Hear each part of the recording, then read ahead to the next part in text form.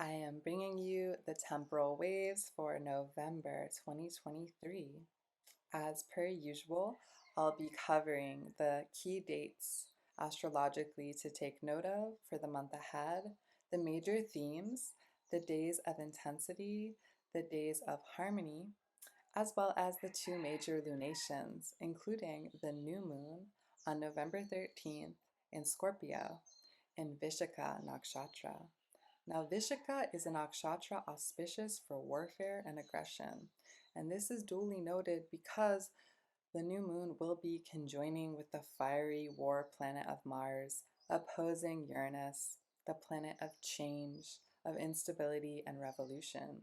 So it is not the most peaceful new moon, but towards the end of the month on November 27th, we can look forward to the moon emanating in her full fertility and Shakti in the glorious nakshatra of Rohini. Now, Rohini was the moon's favorite wife and actually known for being auspicious for commerce, trade, any Venusian activities like beautifying oneself or their home, as well as healing. So I hope you enjoy the forecast. If you like it and find it very helpful, you can please subscribe, comment below, or just simply share it with a friend. Welcome to the November temporal waves. In terms of planetary motion, Saturn stations direct on November 4th. Saturn had been retrograde since June 17th, and Saturn rules over discipline, structure, and our connection to building and implementing things that take time. So while we've been in an assessment period over the retrograde, now that Saturn turns direct, we can test our mettle, so to speak, and bring things forward into manifestation. Neptune, Uranus, and Jupiter are still sleeping, so to speak, but they will wake up towards December and the beginning of next year. On the 4th, Saturn stations direct, as I mentioned. On November 8th, Venus enters her domicile in the sign of Libra. Now, Libra is a lot to do with justice. It's actually the justice card in the tarot. And Venus and Libra can be a time where we can come to resolutions. November 9th, we have Mercury entering Sagittarius. Now, Mercury doesn't operate the best in Saggy because Sagittarius isn't known for the details. It's more of a big picture energy. So Mercury doesn't do the most amazing in Sag, and as you will notice, we'll have a little bit of a Sagittarian party come mid-November as many of the planets will go into Sagittarius, including the Sun on the 22nd. On November 13th, we have the Scorpio new moon in Vishakha Nakshatra. Now, the symbol for Vishakha is this victory flag, and unfortunately, Vishakha is not the most benevolent nakshatra. The best activities under Vishakha constellation is things related to aggression and war, and anything that needs an argumentative approach, any activity that requires harshness. It's not the best time for travel, and this new moon, as I had mentioned, isn't going to be very peaceful because we have it conjunct Mars and opposing Uranus. We have the movement of Mars into Sagittarius on November 24th, and on the 27th, the full moon is in Gemini in Rohini Nakshatra. Now, I have this as a day of intensity, but the full moon will be trining Venus, which kind of enhances those Rohini characteristics. But there are some other difficult aspects on the 27th, so I do note it in my days of intensity. All right, speaking of the days of intensity, on November 3rd, we have the moon opposing Pluto, emotions riding high. Venus is opposite Neptune, so there's a tendency or perhaps inclination to overdo things. Neptune is the higher octave of Venus, but it also represents escapism. And so Venus in hard aspect to Neptune can be where we can overdo substances or Venusian things, or not see things quite as clearly as we might otherwise. It can be a romantic aspect, but it can also be those kind of rose-colored glasses. Excuse me. November 4th, the moon is squaring Jupiter and Mars. We also have Mercury opposing Uranus. This is not great for communication. There can be misunderstandings when Mercury is in a hard aspect to Uranus. And it's also quite a volatile day for the moon in a T square with both Jupiter and Mars. So I would say that could be a little bit of an accident alert. On November 10th, the moon square Pluto and Mercury square Saturn. Now, when Mercury squared Saturn earlier this year, we had that was when there was a capsizing actually of a ship off of Greece where a lot of people drowned. And so issues with commerce and transportation are common with Mercury square Saturn. So we experienced that kind of maritime transportation issue before. There was also another ship that I think sank a few days after that event during the Mercury square Saturn. This was back in the summer. On the 11th, we have Mars opposite Uranus. This is a classic accident alert, excuse me. Any hard aspect of Mars with the planet Uranus can be accidents, because Mars is injury a lot of the time and Uranus is sudden and unexpected action. On the 11th, we can also note that this could be intense weather, like a ton of precipitation in areas that get rain, a lot of extreme weather notifications. On November 13th, we have the new moon conjoining Mars. It's also opposite Uranus, and we have Mercury still square Saturn. Little typo there. I should put the R in square. But yes, the Mercury square Saturn is still active, and so we might notice extreme kind of weather. And as I've mentioned many times, new moons and full moons, it's been statistically proven that rain is way more likely within 3 days of a new or full moon. On the 17th, we have the Sun conjunct Mars. So the Sun, or Mars, can almost nearly combust under the Sun's beams. And the Mars is also trining Neptune. So this can be a good aspect for creativity and sexuality and passion. It is a Moon Pluto day, though, so it can also mean volatility and violence. Just keeping that in mind.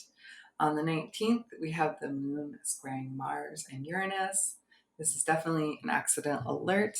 It's what we call a T-square with the moon. On the 25th, we have Mars squares Saturn. Now, this is just a few days after Thanksgiving, where all the tryptophan has probably set into your system. And Mars square Saturn can just be a lethargic energy.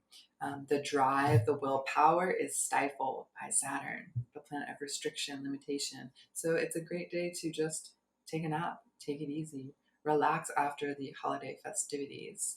It's also worth mentioning, I believe Thanksgiving Day is a Moon Pluto difficult aspect day, so just keep that in mind. On the 27th, we've got the full moon trining Venus, Mars squaring Saturn, and Mercury squaring Neptune. As I mentioned, the intensity of this day is kind of mitigated by the fact that we can channel it for the activities of Rohini, which are generally things like fertility, abundance, and pleasure. So it doesn't have to be intense in a negative way. All right, let's move forward. What are the days of harmony for the month? This is the best part, right?